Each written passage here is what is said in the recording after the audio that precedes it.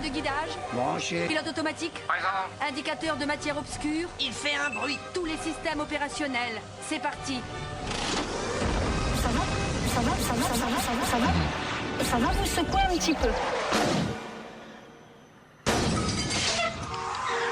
Qu'est-ce que c'est pas possible de ça? Qu'est-ce que ça veut dire? Voilà le travail. Voilà ce qu'il fallait dire à ce bon peuple. Voilà ce qu'il fallait dire. C'est un exercice qui peut provoquer des vomissements, ou des vertiges ou des déséquilibres. Travail du cervelet, travail de la rate, travail du foie. Ça va vous secouer un petit peu. Et voilà le travail. La destruction des conquêtes sociales et la destruction de l'environnement sont les deux faces d'une même médaille qui est la course au profit. Tu sais que bientôt on aura tous les pieds dans l'eau. Enfin, pas nous. Nos gosses, les gosses de nos gosses même, s'ils arrivent jusque-là. Enfin, quand je dis les pieds, ce sera plutôt le cou. On en aura jusqu'au cou. Bon, mais j'imagine qu'ils vont trouver le moyen de nous greffer des branchies. Attends, on s'en fout là, on est déjà sur autre chose. On va pas se détourner de la lutte des classes au moins de Petzef. Ça y est ou quoi? Tu t'en fous de l'exploitation du prolétariat par les bourgeois? Non, je m'en fous pas, mais je te dis que bientôt, au lieu d'exploiter des salariés, ils en seront à exploiter des batraciens. C'est peut-être ça la solution d'ailleurs pour sortir du capitalisme. La classe ouvrière s'adapte aux conditions climatiques et les bourgeois, non. Tout ça sur quelques milliers d'années. On n'est pas rendu. Oui, bah voilà, hein, transition écologique, je veux bien, mais payé par nous et empoché par Bouygues, Lagardère, Total, merci bien. Et les salariés? Ah bah désolé, ils produisaient en polluant des trucs polluants. On a dû les virer. Putain, l'écologie en prétexte des plans sociaux, la classe. On recycle les salariés en chômeurs pour sauver la planète. Merci, mais non merci. Oui, mais tu sais qu'au bout du compte, on se fait toujours en avoir. Que les capitalistes arrivent à nous avoir quand on sait savoir comme des cons, tout ça parce qu'on est vissé à notre écran de télé. Ah, mais médias et résistance sociale, c'était il y a 2 semaines, dans la première de TTG, on peut réécouter d'ailleurs. Ouais, sur campuslille.com et même sur YouTube. C'est beau la technique, et ouais, c'est ben bio, je me souviens déjà. Au début du téléphone, on se posait des questions sur la pollution. Allô, y a du branage tuyau? Elle a trouvé du DDT, elle a trouvé du DDT. Elle a trouvé du DDT, elle a trouvé du DDT. Du DDT. Du DDT. Un pétrolier. Un pétrolier. Du détergent. Du détergent. Beaucoup de choses. Beaucoup de choses. Mais pas de l'eau. Mais pas de l'eau. OH2O. OH2O. La baleine bleue cherche de l'eau pour déboucher tous ses tuyaux. La baleine bleue cherche de l'eau pour déboucher tous ses tuyaux. Oh, oh, oh, OH2O. Oh, oh, oh. OH2O. C'est Radio Campus, vous écoutez Travaille ta gauche, l'émission qui devrait surveiller sa droite. En FM sur 106,6 ou à campuslille.com pendant 1 heure et tous les 15 jours, nous nous adressons à votre entendement. Vert sans rouge, rien ne bouge, rouge sans vert, tout fout le camp. Et pour y penser, nous avons rencontré à Mons en Belgique Daniel Tanuro, ingénieur agronome, militant écosocialiste, auteur de L'impossible capitalisme vert, paru aux éditions Les Empêcheurs de penser en rond, la découverte. 97% des scientifiques travaillant sur le changement climatique estiment que la Terre se réchauffe en raison des activités humaines. Infographie tirée du site lemonde.fr. Pour bien comprendre la responsabilité de l'homme dans ce phénomène, il faut d'abord s'intéresser à un mécanisme qui, lui, est parfaitement naturel, l'effet de serre. Et les conséquences sont dramatiques. D'abord, sur les températures. Aujourd'hui, la température moyenne terrestre a déjà augmenté de 0,8 degrés depuis la fin du 19e siècle et les épisodes caniculaires sont plus fréquents. Les températures extrêmes, qui ne touchaient que 1% de la surface continentale terrestre, en concernent désormais près de 10%. En admettant que la concentration de CO2 double d'ici 2100, la Terre verra sa température moyenne grimper encore dans une fourchette comprise entre 1,5 degré et 4,5 degrés supplémentaires. Deuxième impact, le niveau des mers. Sur tous les continents, les glaciers d'altitude reculent et disparaissent. Les grandes calottes polaires du Groenland et de l'Antarctique perdent leur glace dans l'océan et contribuent à élever le niveau de la mer. Si la banquise antarctique voit sa surface augmenter légèrement du fait d'un renforcement des vents, la banquise arctique, elle, a vu sa superficie fondre d'environ 30% depuis les années 80. Résultat, le taux moyen d'élévation de l'océan est aujourd'hui d'environ 3,3 mm par an, mais ce taux est appelé à s'accroître à mesure que les émissions se poursuivent. Déjà montés d'une vingtaine de centimètres en un siècle, les océans pourraient s'élever, dans le pire des scénarios, d'1 mètre d'ici 2100. Les petits États insulaires du Pacifique ou de l'océan Indien, comme les Maldives, seront les premiers à disparaître. Troisième élément directement touché par le réchauffement climatique, les précipitations. Dans les latitudes moyennes et hautes de l'hémisphère nord, les scientifiques s'attendent à davantage de pluie. En Californie ou dans le bassin méditerranéen, ainsi que dans toutes les régions déjà arides, ils prévoient des sécheresses plus longues et plus fréquentes, ainsi qu'une réduction du débit des fleuves. Le problème, c'est que les centrales thermiques et nucléaires sont justement refroidies par les cours d'eau.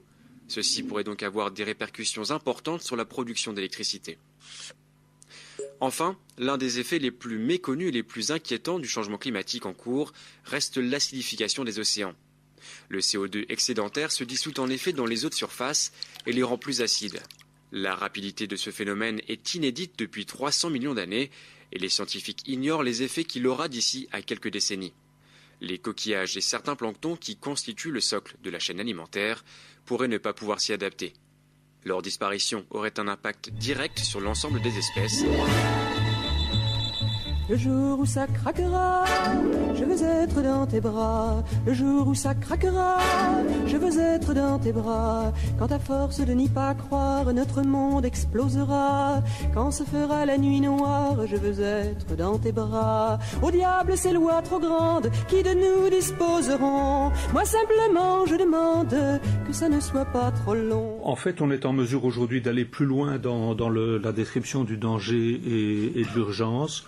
Juste un élément, il y a 6 mois à peine, je crois que c'était en avril dernier, il y a 2 équipes de scientifiques américains, spécialistes de la banquise de l'Antarctique, qui, étudiant la même région, petite région de l'Antarctique ouest, par des méthodes différentes, mais des méthodes d'observation empirique, pas de raisonnement théorique abstrait, sont arrivés à la même conclusion tous les deux, à savoir que cette partie de la calotte glaciaire a commencé à se disloquer et que le processus est irréversible, que le point de non-retour est franchi et que la conséquence inéluctable, donc il faut souligner ce mot en rouge, la conséquence inéluctable, c'est une élévation du niveau des océans d'1,40 m dans les prochains siècles, on ne sait pas exactement, 200, 300 ans, et comme cette dislocation entraînera par ailleurs une déstabilisation de la zone adjacente de la calotte, que en tout, une hausse du niveau des océans de 3,50 m à 4 mètres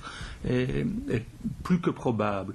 Et ça ne concerne qu'une partie du problème correctement posé dans la description, le problème de l'augmentation du niveau des océans. Donc, pour dire qu'il y a véritablement une urgence maximale, on peut encore construire des digues d'1,40 m, d'1,50 m de haut, mais des digues de 10 mètres de haut, ça c'est impossible, et si c'était possible, personne n'accepterait de vivre derrière. Les nouvelles du réchauffement planétaire provoqué par l'homme, dont les médias nous inondent, semblent chaque jour plus extraordinairement apocalyptiques. Le réchauffement de la planète, une escroquerie sur la chaîne Planète. Et malgré tout, un certain nombre d'éminents spécialistes du climat affirment aujourd'hui que cette théorie n'a tout simplement aucun sens. Il y a eu des périodes dans l'histoire de la Terre lors desquelles la quantité de CO2 était 3 fois plus élevée qu'aujourd'hui, 10 fois plus élevée même. Si le CO2 avait un effet aussi capital sur le climat, ça apparaîtrait sur la courbe des températures. Si on analyse le climat à l'échelle géologique, on n'accordera jamais au CO2 une influence aussi importante.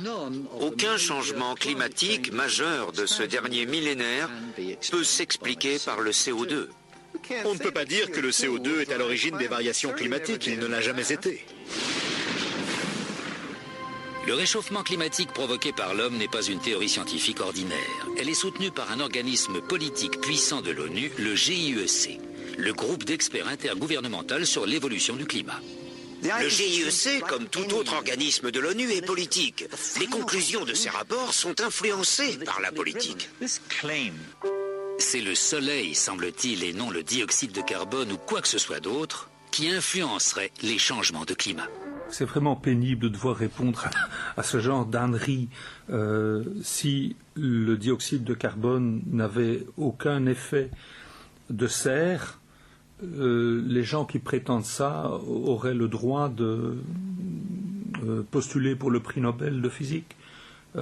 C'est John Tyndall au début du XIXe siècle qui a établi par une expérience très simple, si c'était à la télé on pourrait la montrer devant les téléspectateurs, qui a établi par une expérience très simple que la concentration de CO2 dans l'atmosphère contribue à l'effet de serre de la planète et que donc si on augmente la concentration de CO2 dans l'atmosphère, on augmente la chaleur, la température moyenne de surface du globe. C'est une question de proportion, que l'activité humaine augmenterait cette quantité de CO2, cet effet de serre, mais que ça serait dérisoire par rapport... C'est-à-dire que la quantité de CO2 dans l'atmosphère est dérisoire. Elle se compte en part par million volume, c'est-à-dire en nombre de molécules de CO2 dans un certain volume de l'atmosphère. Donc, c'est un gaz qui n'existe qu'à l'effet de trace, et c'est précisément parce qu'il n'existe qu'à l'état de trace, et que, bien que n'existant qu'à l'état de trace, il contribue à ce matelas ou à cette couverture qui nous procure une planète habitable du point de vue thermique, c'est justement parce qu'il n'existe qu'à l'état de trace qu'on est capable de modifier sa concentration dans l'atmosphère.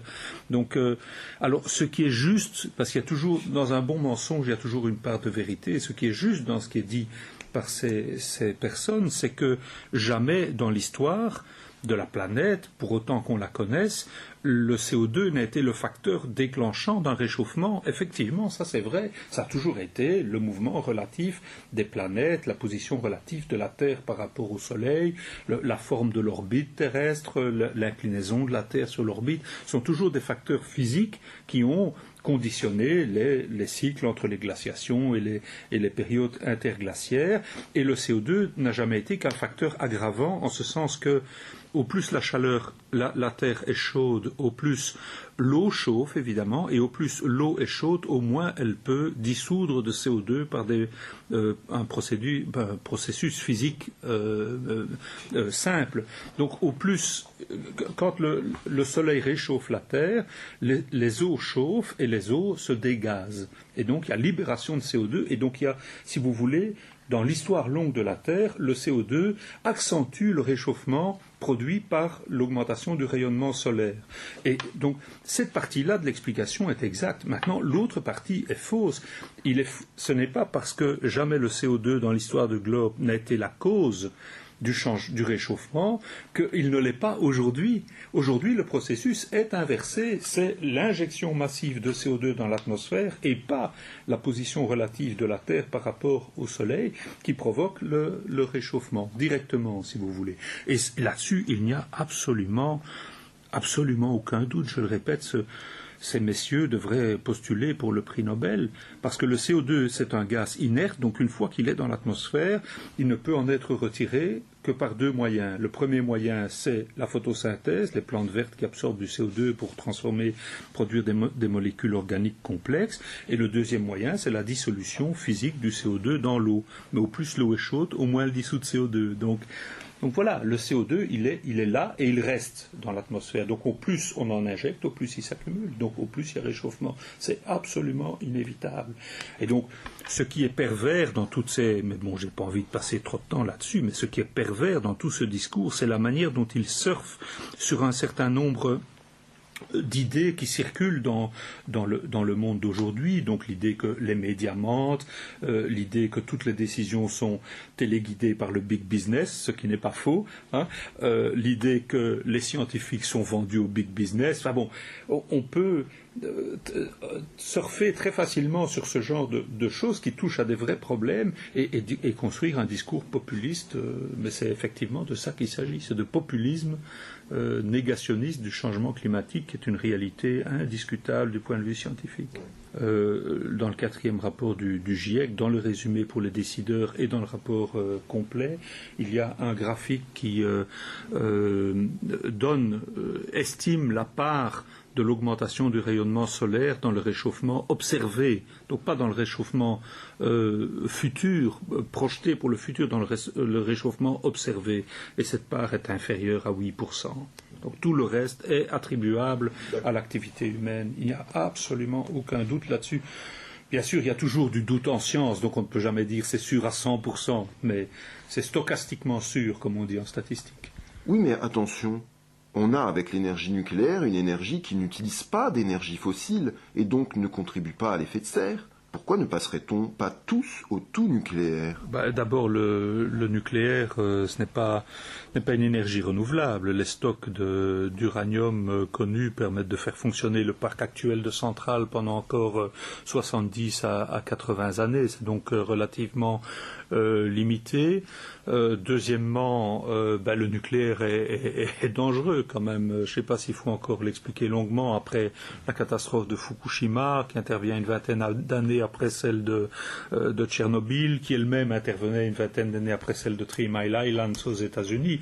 Donc, on pourrait à la limite de façon cynique dire la prochaine c'est pour dans une bonne quinzaine d'années, et ça pourrait être en France vu que c'est là que le parc nucléaire est le plus important sur la planète, et comme si c'est en France, moi en habitant en Belgique près de la frontière, je me sens très concerné quand même. Donc voilà, alors c'est vrai que le fonctionnement d'une centrale nucléaire émet très très peu de CO2, mais il n'y a pas que le fonctionnement, il faut extraire le minerai, il faut le purifier, c'est un processus qui demande énormément d'énergie et donc d'énergie fossile, il faut le transporter, ça c'est pas très important, mais il faut construire les centrales, ça consomme tout de même beaucoup de béton, de ciment, etc. Donc c'est intensif en énergie fossile encore une fois. Et puis il y a le problème du stockage et du traitement des déchets qui est insoluble pour le moment. Donc soit des déchets hautement radioactifs et très dangereux pour le vivant, qui sont là pour certains pour plusieurs centaines de milliers d'années. Donc voilà, l'un dans l'autre, ça me semble pas le bon choix. Et c'est pas un choix nécessaire, c'est même un choix nuisible, parce que la véritable solution, c'est d'utiliser l'énergie solaire, sous une forme ou sous une autre, que ce soit le vent, que ce soit l'énergie hydroélectrique, que ce soit les courants marins, que ce soit la biomasse, tout ça en définitive c'est de l'énergie du soleil transformée d'une manière ou d'une autre sur la planète. C'est le soleil qui fait pousser les plantes vertes. Donc ça c'est une énergie qui est là depuis 4 milliards et demi d'années, et qui est là encore pour 4 milliards et demi d'années. Donc là on est sans doute l'espèce humaine n'existera plus, et le soleil sera toujours là en train de nous prodiguer son énergie gratuite. C'est une centrale à fusion nucléaire qui fonctionne à plusieurs milliers de kilomètres, qui recycle elle-même ses déchets, donc c'est très sûr tout de même comme système. Le problème est que si on veut organiser la transition vers les renouvelables, il faut organiser une transition vers un système énergétique qui est décentralisé et qui est très diversifié dans les technologies en fonction des milieux où on habite. La mer, on peut utiliser l'énergie marine, ça va de soi. En montagne, il va de soi qu'il n'y a pas d'énergie marine, il faut utiliser autre chose. Donc, là où le nucléaire, lui, implique un système électrique extrêmement centralisé. Donc il y a une contradiction, et même, je pense personnellement, un antagonisme entre le choix des deux systèmes. Ou bien on opte radicalement pour la décentralisation, mais alors, si on opte radicalement pour la décentralisation, il faut sortir du nucléaire très rapidement. Le jour où ça craquera, je veux être dans tes bras. Comme ça n'est pas mon affaire de mourir en sachant pourquoi. J'oublierai bientôt, j'espère, tout ce qui ne sera pas toi. Moi, pourvu que je te tienne, avec toi les yeux fermés. Toi et moi, quoi qu'il advienne, que nous partions les premiers. Le jour où ça craquera, je veux être dans tes bras. La destruction des conquêtes sociales et la destruction de l'environnement sont les deux faces d'une même médaille, qui est la course au profit. Radio Campus 106,6 FM, on retrouve Daniel Tagnuro. Mais est-ce qu'il faut soutenir les salariés même quand ils défendent une industrie polluante? Oui, moi je soutiens tous les travailleurs et les travailleuses qui se battent pour leur emploi, même dans les pires des industries, même dans l'industrie d'armement. En même temps, il faut dire quelque chose sur le fait que, pour prendre cet exemple-là, produire des armes, c'est une production inutile, nuisible, dangereuse, contraire à l'éthique, etc. Mais donc, il faut faire une distinction entre les gens qui se battent dans leur entreprise isolée pour défendre leur job et le problème global du mouvement ouvrier, des travailleurs, travailleuses aujourd'hui face au problème du chômage. Et là, le grand message à faire passer, c'est que la transition énergétique, énergétique. Comme le dit très justement, c'est un point sur lequel je suis d'accord avec elle, comme le dit très justement Naomi Klein dans son nouveau livre qui vient de sortir sur le changement climatique, This Changes Everything, hein, pas encore traduit en français, mais elle le dit très justement, la transition énergétique vers un système 100% renouvelable nécessite la redistribution des richesses, le partage du travail, l'extension du secteur public, la remise en cause de la dérégulation du commerce mondial sont toutes des choses qui sont objectivement dans l'intérêt des travailleurs et des travailleuses sur cette planète. Donc, oui, les gens ont raison de se battre pour défendre leur emploi, mais oui aussi, le mouvement ouvrier dans son ensemble aurait tout intérêt pour solutionner le chômage, pour en finir avec les inégalités, pour en finir avec la dérégulation, la concurrence, etc., à prendre à bras-le-corps la question de la transition énergétique et à proposer son propre programme d'action pour organiser cette transition énergétique. Toutes ces entreprises, sidérurgie, automobile, etc., elles ne se distinguent pas aujourd'hui par la création d'emplois, elles se distinguent par la destruction d'emplois. Et donc les gens luttent à reculons et on approche d'un gouffre qui est le changement climatique, provoqué principalement par ces industries qui sont très intensives en énergie et en énergie fossile. Donc on peut rester dans cette position défensive, mais alors il faut savoir, chacun dans son coin, chacun dans son usine, dans son entreprise, il faut qu'on sache alors qu'on se prépare la culbute collective dans la catastrophe sociale du changement climatique, parce que ça va être une catastrophe sociale, hein. Quand je vous parlais de hausse du niveau des océans de plus d'1 mètre, il faut savoir que la plus grande partie de l'humanité vit en dessous d'1 mètre d'altitude par rapport au niveau des océans. Donc l'alternative, c'est d'élaborer effectivement un plan pour la transition énergétique, un plan qui soit basé sur l'augmentation du secteur public. Il faut exproprier le secteur de l'énergie parce que c'est lui qui empêche la transition, qui soit basé sur la redistribution des richesses. Il faut exproprier le secteur bancaire parce que c'est lui qui donne les crédits au secteur de l'énergie fossile pour construire des centrales qui vont durer 40 ans et qui nous précipitent la tête dans le mur. Il faut étendre le secteur public, par exemple, pour isoler tous les bâtiments. Je veux dire, si on compte sur les règles du marché pour le faire, ça ne fonctionne pas. Il faut un plan public avec des instruments publics, des régies publiques au niveau municipal. On peut imaginer très bien un système de démocratie participative où les citoyens par quartier décident de comment on va réaménager le quartier pour que les maisons soient des maisons passives qui n'émettent plus de CO2. Ça créerait beaucoup d'emplois et d'emplois de qualité non délocalisables. Donc, avec un peu d'imagination et d'audace, on peut parfaitement imaginer une transition écologique qui soit en même temps une transition sociale, non seulement une transition juste, mais une transition qui signifie un véritable projet, qui signifie plein d'emplois, la réduction du temps de travail, la réduction des inégalités, etc. Donc je crois que c'est dans cette direction-là qu'il faut aller. Quand même, au dernier sommet européen, ils ont planché sur des réductions de gaz à effet de serre d'au moins 40% d'ici 2030. Il faut quand même souligner ce genre de décision, c'est des vraies réussites. Je peux même dire quelque chose sur les conclusions du sommet, parce qu'ils ont lancé un chiffre choc dans les médias, 40% de réduction des émissions d'ici 2030.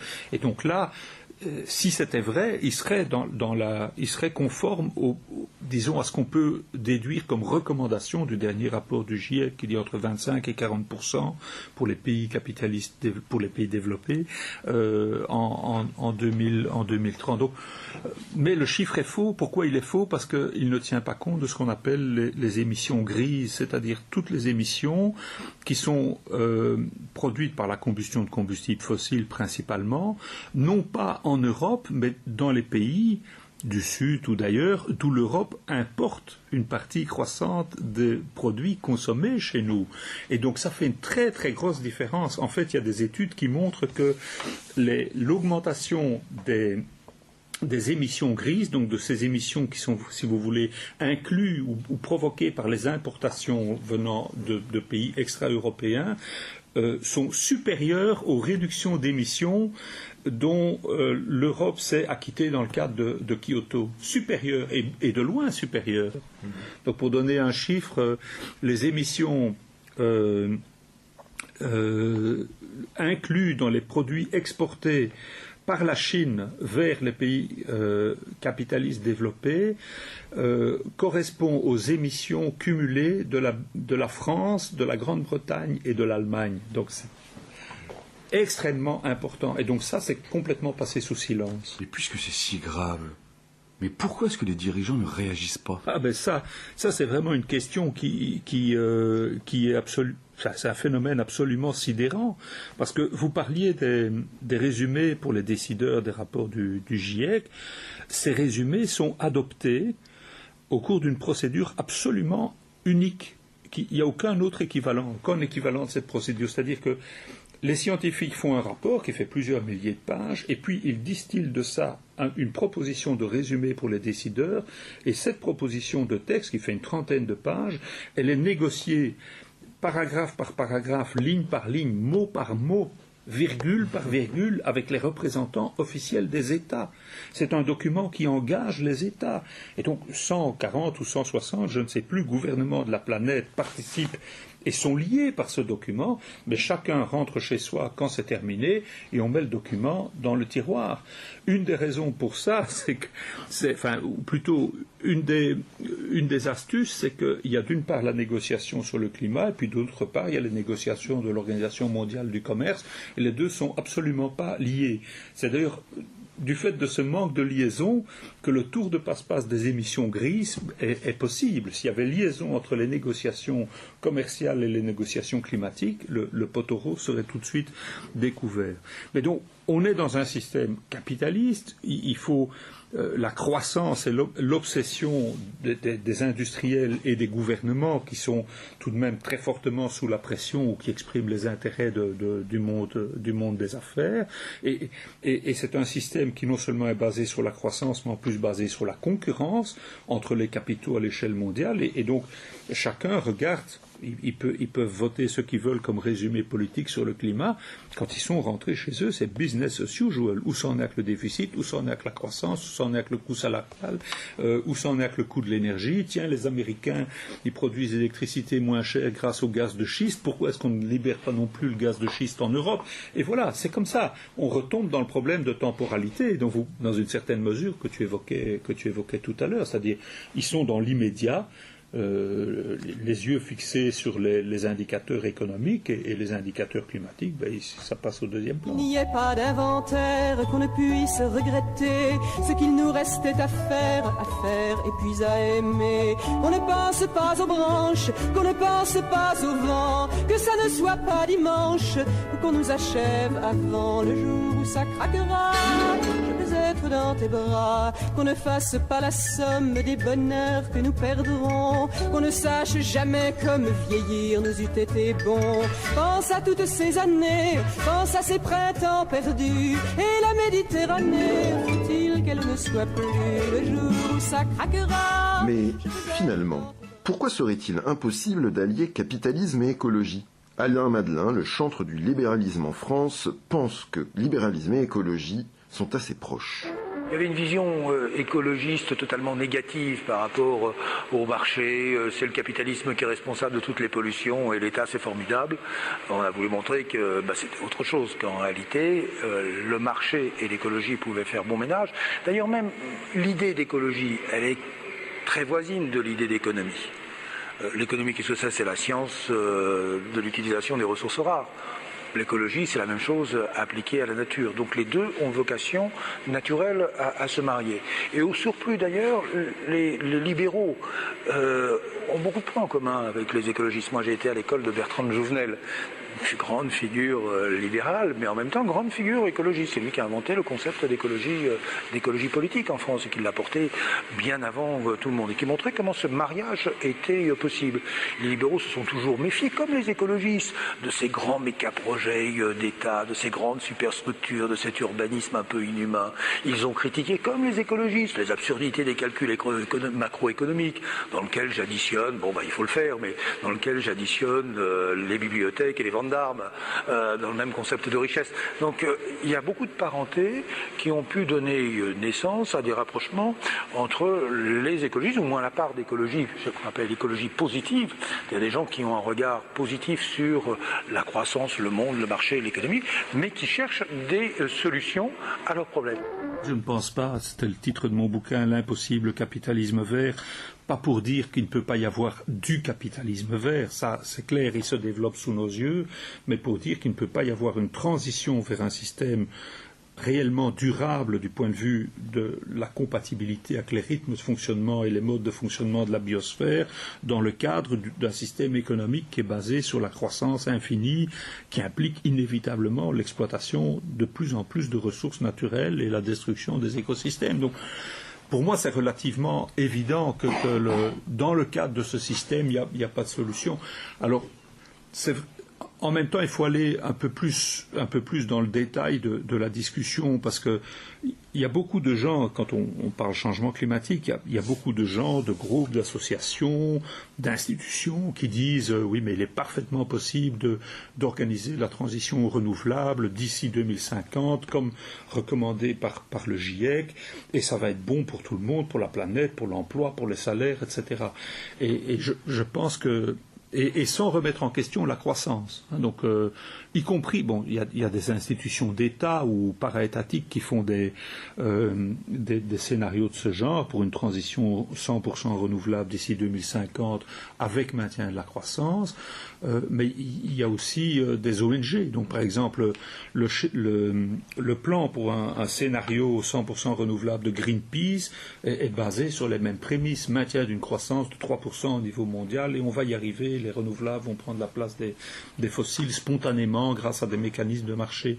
Et je pense, j'ai la conviction que ça ne marchera pas et que ce n'est pas compatible avec l'agenda des réductions d'émissions auxquelles on doit faire face. Parce que, selon moi, tous ces scénarios omettent ce qui est plus qu'un détail, à savoir que pour réussir la transition, il faut d'énormes investissements, et que ces énormes investissements nécessitent une énergie, et que cette énergie, aujourd'hui, au temps zéro de la transition, pour ainsi dire, elle est à 80% d'origine fossile. Donc, quand on dit il est parfaitement possible de transformer les maisons en maisons passives, donc de cesser, d'arrêter de faire en sorte que les maisons n'émettent plus de CO2, c'est juste. Mais il faut compter qu'il faut produire les isolants, les triples vitrages, tous les matériaux, et il faut en plus acheminer tout ça vers les maisons, il faut faire les travaux, et tout ça consomme de l'énergie qui, au temps zéro, est une énergie fossile, de sorte que l'amortissement en émissions, si vous voulez, en émissions de carbone de la transformation d'une maison, ça tourne autour de 10 ans. Or, c'est tout de suite que les réductions d'émissions doivent commencer. Donc, par ce raisonnement peut-être un peu compliqué, je ne sais pas si vous avez suivi, mais moi j'arrive à la conclusion que l'organisation de la transition énergétique est incompatible avec le maintien de la croissance économique, en tout cas de l'augmentation constante de la transformation des matières et du transport des matières. Là, il y a un vrai problème. Donc, quelque part, je ne me réclame pas de la décroissance, parce que là, il y a des concepts philosophiques, politiques, sociaux et même scientifiques très contestables selon moi. Mais il y a un point sur lequel les décroissants ont raison, c'est que pour sauver la planète et donc pour empêcher une catastrophe sociale à l'humanité, il faut quelque part dire stop à la croissance économique, et même dans les pays riches, il faut une décroissance de la production matérielle. Ce qui ne veut pas dire une décroissance de l'emploi, parce qu'il y a beaucoup d'emplois à créer pour organiser la transition énergétique. C'est Travail à gauche, tous les premiers et troisièmes lundis du mois, sur Radio Campus 106,6 et sur campuslille.com. Mais c'est quand même leur intérêt, même aux capitalistes, de réagir si tout pète, même le profit pète. C'est-à-dire que ça, c'est une question, effectivement, qui mérite d'être approfondie, parce que il est difficilement concevable qu'il n'y ait pas un moment dans les prochaines années ou les prochaines décennies où même les décideurs les plus capitalistes et les plus cyniques de la planète se diront qu'il faut faire quelque chose. Parce que la catastrophe est en marche et que tout d'un coup, l'ampleur de la catastrophe va s'imposer à leur propre conscience, malgré l'aliénation dont ils sont l'incarnation, l'aliénation de la production capitaliste. Mais alors là, le jour où ils réagiront, comment vont-ils réagir ?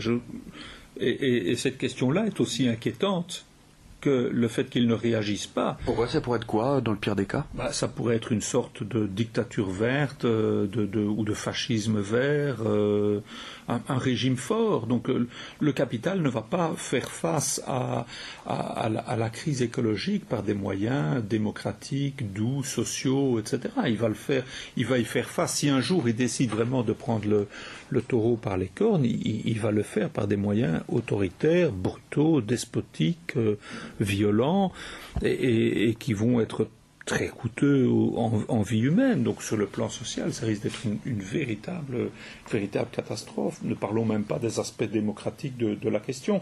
Il y a des scientifiques qui disent il faudrait en fait que la science dirige, et il faudrait qu'il y ait une espèce d'aéropage d'experts qui tous les ans décident combien on peut faire d'enfants, de combien on peut se déplacer, combien on peut manger de produits qui ne sont pas du terroir. Enfin bon, il y a des penseurs qui vont, enfin des penseurs, il y a des gens qui vont dans ce sens-là aujourd'hui, mais là on sort carrément du régime même de la démocratie parlementaire bourgeoise, on entre dans autre chose. Donc oui, effectivement, c'est difficile à concevoir qu'il continue à ne rien faire en dépit des avertissements tout de même de plus en plus pressants qui sont donnés par les faits et par les scientifiques du climat.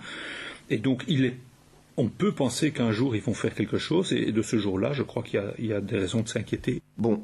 Pour être vraiment écolo, il faut sortir du système capitaliste, donc défendre une vision socialiste, communiste, anarchiste d'un autre monde.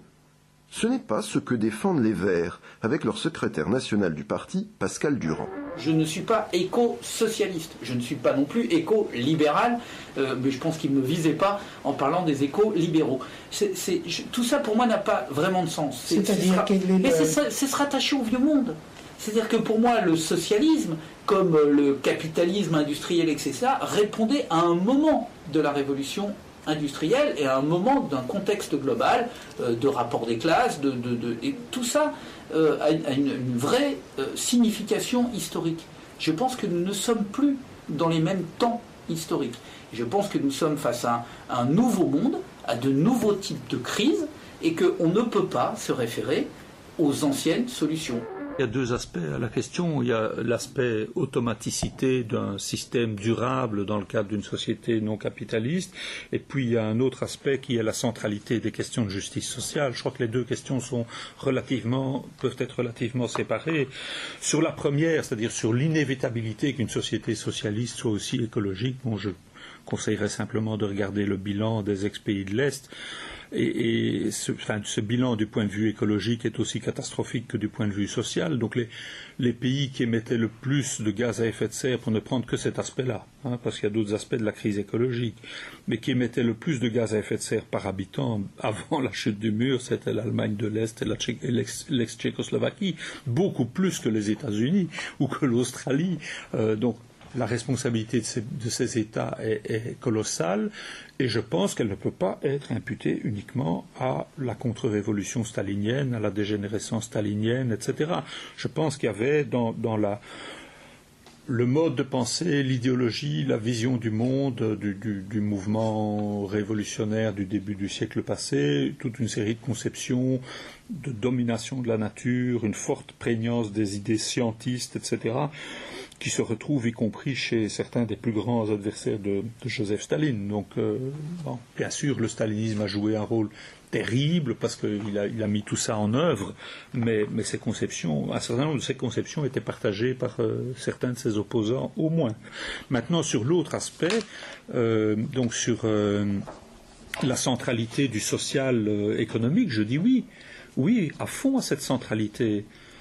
Je crois que surtout dans la conjoncture qu'on connaît aujourd'hui, avec plus de 20 millions de chômeurs en Europe, plus de 50% de jeunes au chômage dans le sud de l'Europe, évidemment les questions sociales, économiques, les questions de la survie immédiate s'imposent comme les questions centrales pour la gauche, mais une manière d'y répondre est aussi de prendre à bras-le-corps la nécessité de la transition énergétique. Il y a moyen d'élaborer un plan comme on disait en Belgique dans les années 60, un plan de réforme de structure anticapitalistes et écologique qui satisfait à la fois les besoins sociaux et les nécessités de la sauvegarde de la planète. Donc cette idée de revendication éco-socialiste est, je crois, très forte. Et juste encore un mot, il serait idiot de passer à côté de la formidable légitimité, du formidable surcroît de légitimité que la gauche peut avoir en disant qu'elle lutte non seulement pour le bien-être social, économique et pour l'emploi, mais aussi pour préserver les conditions d'une humanité réelle, enfin d'une humanité qui en vaut la peine sur cette planète qui est unique. Donc, tandis que le capitalisme perd sa légitimité en étant incapable de faire face aux problèmes. Donc là, je crois qu'il y a une carte qui serait stupide de ne pas jouer. Quelle est la définition du socialisme? Je crois que c'est le plus facile, c'est de partir de là. C'est une société qui est basée non pas sur... où la production est organisée non pas en fonction du profit de propriétaires de capitaux, concurrents les uns des autres, mais sur la satisfaction des besoins sociaux démocratiquement déterminés.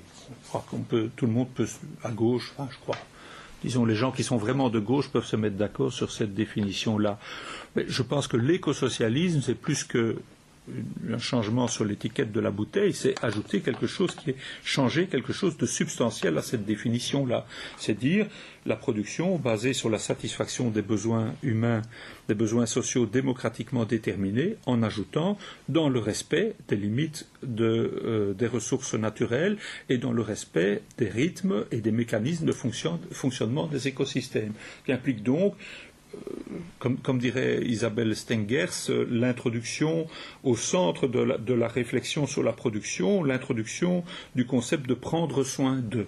Prendre soin non seulement des hommes et des femmes que nous sommes, qui sont autour de nous, mais prendre soin aussi de tout notre environnement naturel dont nous faisons partie et dont nous dépendons. Pense aux moissons dans les granges, pense aux raisins de chez nous. Je sais bien que je mélange, quand on aime tout. Pense aux plongeons dans l'eau verte, au réveil de chaque jour, quotidienne découverte, des yeux neufs de notre amour. Le jour où ça craquera, je veux être dans tes bras. Alors plus jamais la neige et plus jamais le soleil. Oh, comment supporterais-je qu'on fasse un gâchis pareil? Non, puisqu'on sera ensemble, tu me tiendras fort, fort. Et juste avant que ça tremble, juste avant nous serons morts. Le jour où ça craquera, je veux être dans tes bras. La destruction des conquêtes sociales et la destruction de l'environnement sont les deux faces d'une même médaille qui est la course au profit. Oui, mais si on consomme moins, on risque d'être frustré, malheureux, presque mort. Mais quelle est la véritable richesse de l'existence? Est-ce que c'est se payer un vol low cost aller-retour Charleroi-Madrid pour faire les soldes sur un week-end? C'est ça le bonheur humain. Donc la vraie richesse de l'existence, et c'est Marx qui le disait, ce sont les relations sociales. C'est ça la véritable richesse humaine. Et donc à partir du moment où chacune et chacun a de quoi mener une existence confortable, répondant aux besoins essentiels socialement déterminés, je crois que pour le reste, c'est le temps libre surtout qui est précieux. Hein, le temps pour connaître, le temps pour vivre, le temps pour aimer. Voilà, tout ça, je crois que c'est ça l'essentiel. Bon, alors oui, ça va inclure des changements significatifs. Il y aura une certaine frugalité, c'est-à-dire qu'on va se contenter de moins d'objets et de moins d'énergie et de moins de ressources qu'auparavant. Oui, mais il faudrait faire une balance pour voir exactement pourquoi faudrait-il faire une balance? Parce que si on supprime toutes les productions inutiles et nuisibles aujourd'hui, si on produit systématiquement des biens qui soient réparables, durables, sans cette stupidité de l'obsolescence programmée, on peut déjà faire une très très grande part du chemin. Donc c'est un peu difficile de répondre et de dire dans quelle mesure cette société sera frugale.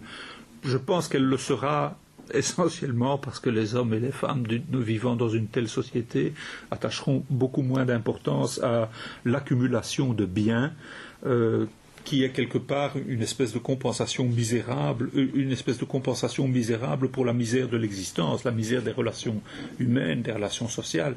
Mais ça, c'est une opinion personnelle, peut-être je me trompe, enfin je veux dire, personne ne peut anticiper ce que serait une société de ce genre. Mais une chose est claire, c'est que écosocialisme signifie, et c'est une nécessité, enfin si on y réfléchit, ce n'est que du bon sens, signifie respect des limites des écosystèmes, de leur rythme de fonctionnement, du rythme de renouvellement des ressources, des cycles naturels, etc. Donc sans tomber dans une espèce de culte de la déesse mère, c'est pas de ça qu'il s'agit, mais Sinon, tout simplement, on scie la branche sur laquelle nous sommes tous assis. En compagnie de Daniel Tanuro, on écoute Travaille ta gauche sur Radio Campus. Faut-il attendre des catastrophes avant d'agir ? Les catastrophes, en fait, elles sont déjà là. Si vous faites la somme des catastrophes climatiques des dernières années, on est dans un régime de catastrophe. Si vous prenez ensemble les gigantesques incendies en Australie, en Californie, les inondations au Pakistan il y a quelques années, le cyclone Katrina, le typhon Haiyan. On est les incendies de forêt en Russie, qui aurait cru ça, des incendies de forêt en Russie.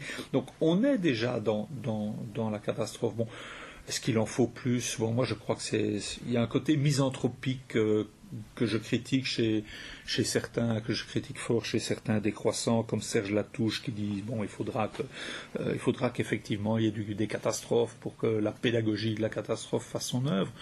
Moi, je ne suis pas aussi pessimiste que ça. Je pense que si on est capable de répondre justement à la centralité des besoins sociaux en exploitant le supplément de légitimité qui leur est donné par la nécessité absolue de répondre de prévenir une catastrophe plus grande encore, je crois que nos contemporains, nos semblables sont capables de comprendre, c'est-à-dire au sens littéral de prendre avec, comprendre, comprendere en latin, donc de prendre avec ces conclusions-là et de les transformer en actions collectives. Pour savoir ce qu'on pense de cette transition écologique du point de vue des salariés, on a appelé Geneviève Manca, secrétaire de l'Union fédérale de la CGT Alsace pour l'environnement et l'équipement. Un de ces équipements, c'est la centrale nucléaire de Fessenheim.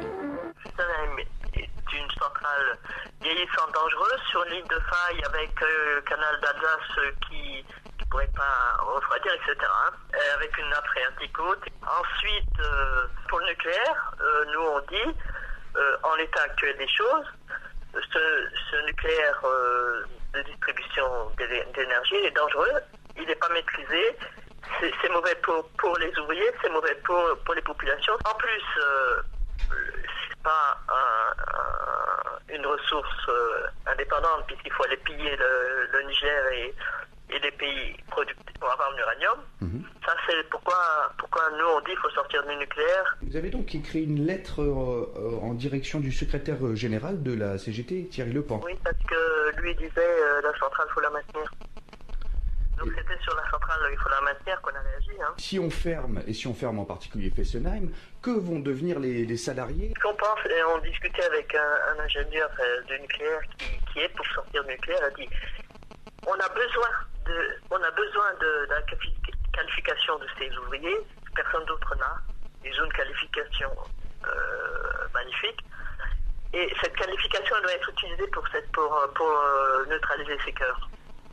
Fermeture, ça va durer des années et des années. Le rôle de la CGT, ce serait de se battre pour des missions, des vraies missions, des missions où le nucléaire il produit du bien-être et pas des dégâts sur les populations, sur la terre, etc. Les ouvriers ont la trouille de faire leur emploi et c'est complètement légitime parce que le patronat ne fera pas de cadeau.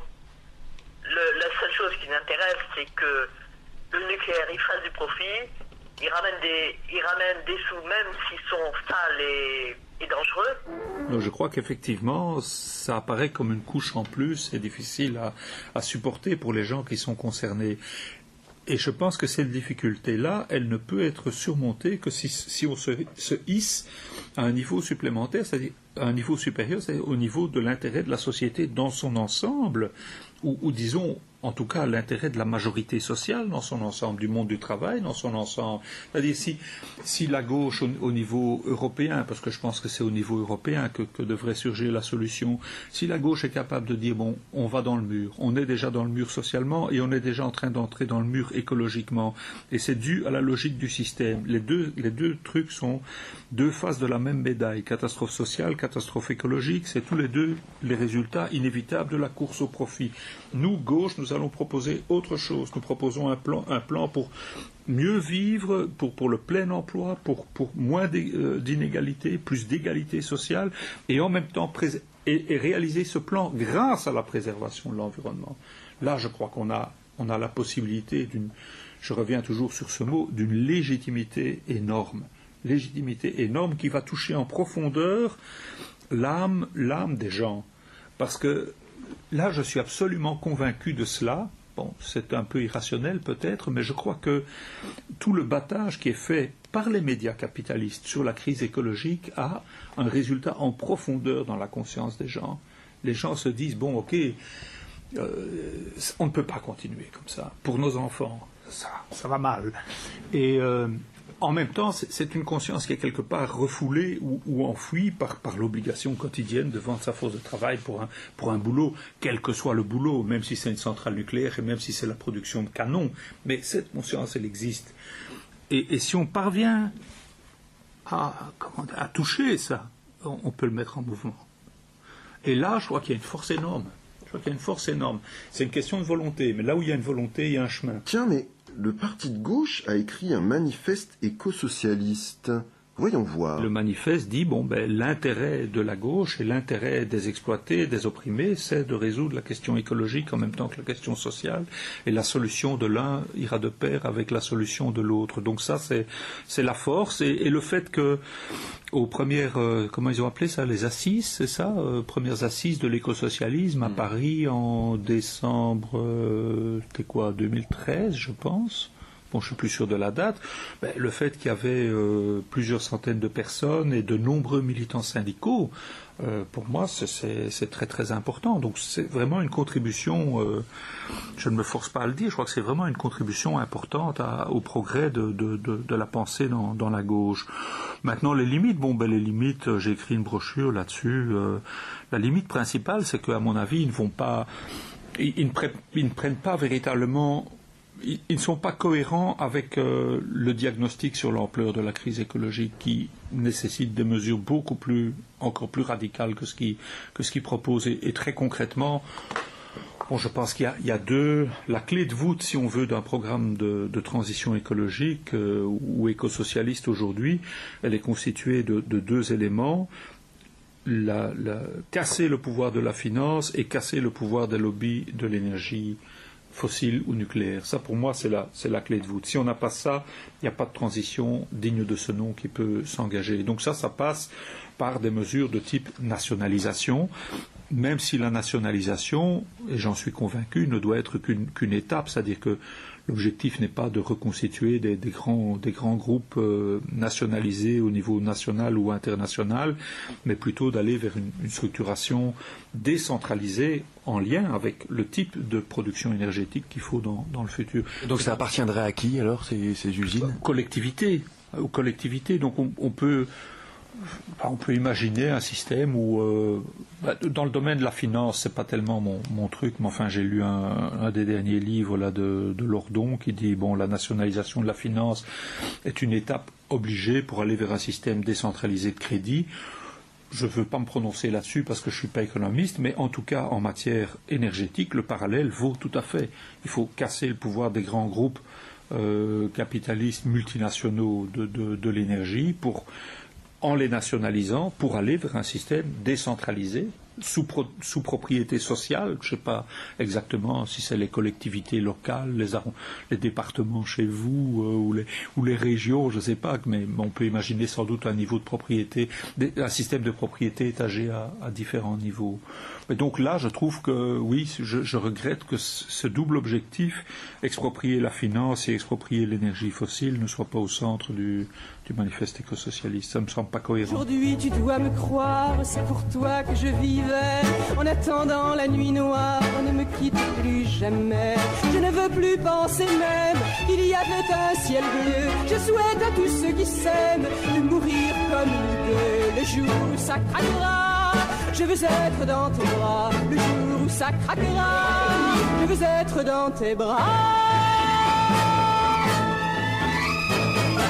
Vous êtes bien sur Radio Campus 106,6 ou campuslille.com et c'est Travaille ta gauche. Tout au long de l'émission, on a entendu Anne Sylvestre, Le jour où ça craquera. On l'a appris cette nuit, Christophe de Margerie, le PDG de Total, est mort brutalement dans un accident d'avion en Russie. Simplement, quelle image garderez-vous de ce grand patron de la plus grosse ou de l'une des plus grosses entreprises françaises ? C'est en effet la stupéfaction et ma pensée va d'abord à sa famille, à ses proches, à tous les salariés aussi de ce groupe Total magnifique dont qu'il a su hisser à l'échelon mondial. C'est un très grand dirigeant d'une très grande industrie. Et ça montre aussi la capacité des grands dirigeants français à structurer, à consolider, à faire émerger un groupe. Et puis en plus, ce que je voudrais dire, puisqu'il Total fait partie du secteur de l'énergie, c'est que on pouvait parler avec Christophe de Margerie sans tabou de l'avenir de l'énergie, non seulement pour notre pays, mais aussi pour l'avenir de la planète. Christophe de Margerie était président-directeur général du géant pétrolier Total Fina Elf. Ségolène Royal est ministre de l'écologie. Le recycler. Après une nuit bien arrosée, un réveil en sous-marin, parce que ma vie tournait en rond, il fallait bien que je donne un sens, une destinée, incapable de changer le monde. Je me suis dit, c'est moi que je vais changer, je vais me recycler. J'ai plongé dans la boîte verte qui recycle le verre en me transformant en bouteille pour être jeté à la mer, recyclé en verre, à bière à Las Vegas, dans un casino de seconde classe. Ma fin fut brutale. Lors d'une bagarre générale, j'ai fini sur la tronche d'un visage pâle qui avait mal planqué ses as. Moi qui voulais les îles Caramel, j'ai encore fini dans la poubelle. Je le recyclé. Je le recyclé.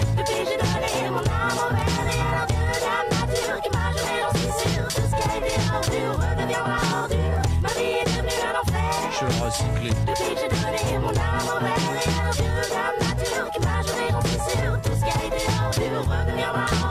J'ai pourtant eu mon heure de gloire à Los Angeles. J'étais silicone greffé sur les seins d'une déesse. Grande star du cinoche, très nombriliste. À mon grand bonheur, elle adorait les plaisirs égoïstes. J'étais heureux, je me sentais utile et épanoui. J'aurais voulu que ça dure tout le temps, mais il y a eu cette tragédie.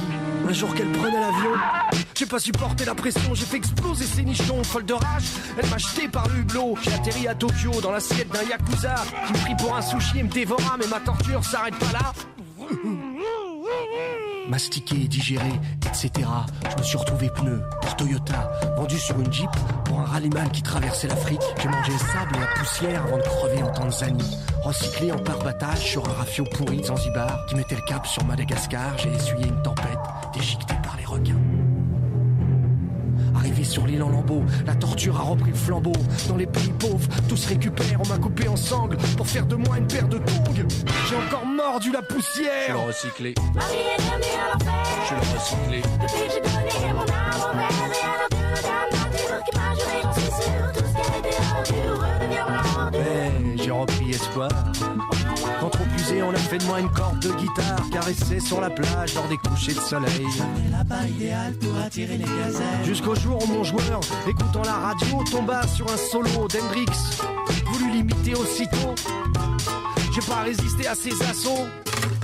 Abandonné sur le sable, je rencontrais une mèche qui avait trouvé un plan pour qu'on devienne filet de pêche. J'ai replongé dans l'océan, pêché le concombre de mer. Très prisé par les Chinois, on m'a donc exporté là-bas. Je me recyclais.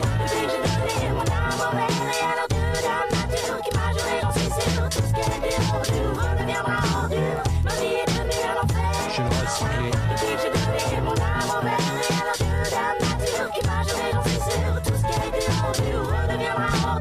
Arrivé à Shanghai, j'étais devenu un fil tellement fin. On me compressait avec d'autres pour m'envoyer à Pékin. Et je suis devenu baguette dans un resto des plus huppés, où James Brown en concert dans le coin vint à passer et me ramena avec lui aux USA. C'est sous ses ordres que j'enregistrais le fameux Frankie Joma.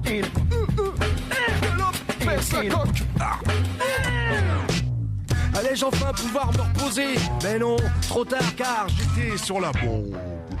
La destruction des conquêtes sociales et la destruction de l'environnement sont les deux faces d'une même médaille qui est la course au profit inséparable du mode de production capitaliste, et il faut y opposer un projet et une stratégie écosocialiste qui satisfont les besoins sociaux dans le respect de l'environnement qui nous entoure.